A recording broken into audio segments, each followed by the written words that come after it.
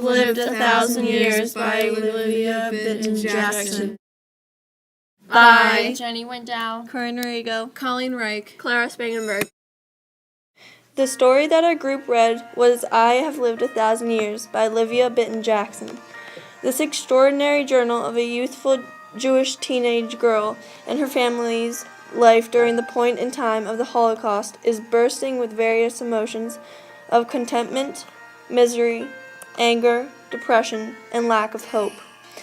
Reading this book could be a challenge to many, but in the end, it will be like something you have never experienced in your life. In the year 1943, Ellie was an ordinary Jewish teenager until one day, life as she knew it would change forever. This all begins when Ellie's brother, Bubby, comes home from a school in Budapest to inform his family that he saw Nazi flags and tanks. His dad didn't believe him, so he told Bubby to go back to school. Ellie's neighbor informs her and her family that Budapest is being invaded by Nazis. 2 days later, fortunately, Bubby comes back home unscathed. A few days later, the Jewish people had to draw a large star on their homes and had to wear a large star sewn into all of their clothing to wear in public and were treated differently from everybody else. They couldn't go to any public places such as parks, schools, libraries. The SS soldiers took away the personal belongings of all the Jewish families. They said they'd give them back, but brutally burned them instead. The Jews were moved from camp to camp and had to be stripped down naked and completely shaved from head to toe. During their stays at the concentration camps, they had to undergo a crucial, harsh environment, including rotten and stale food, if they received any, itchy clothes, no bathrooms, and were forced to work, sometimes to death. They were constantly accused of committing sabotage and lived under fear of death at every moment. Ellie rescues her mother from the infirmary after a bunk bed falls on her and she becomes partially paralyzed. The hope of escaping their cruel environment was soon vanished after they were tortured, starved, tricked, and beaten.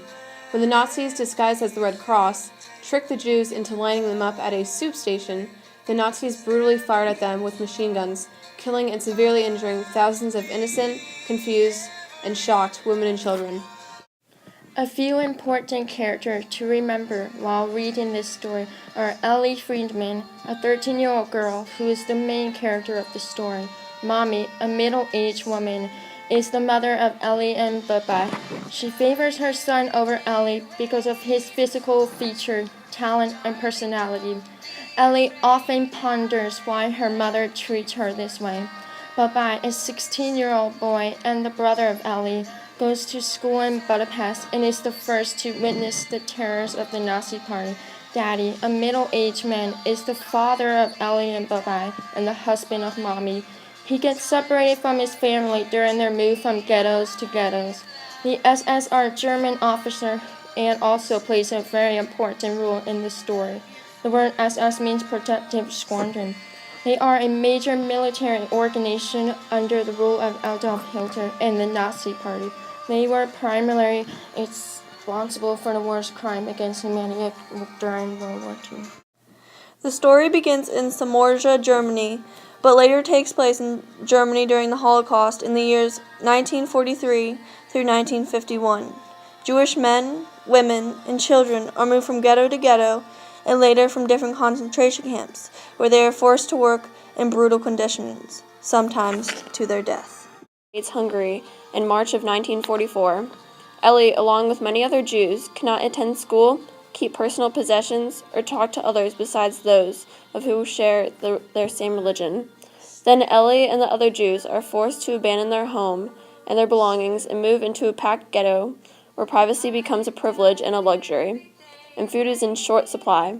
But little does everybody know that the worst has not yet come. Later they are moved to a concentration camp where they are to be stripped and completely shaved from head to toe and crammed into tiny cars and shipped to their camp where they endured the worst pains and sufferings that they could induce. Many die and may pray for mercy throughout these sorrowful times.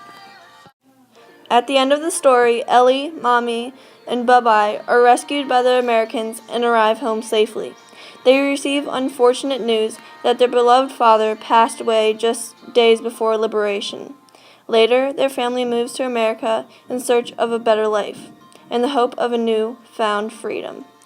Many suffered and died, but many refused to give up hope and pulled through these difficult times. During the dark times, Ellie needed to learn to love again, to love freedom, to love life, and to love herself. She has truly lived 1,000 years.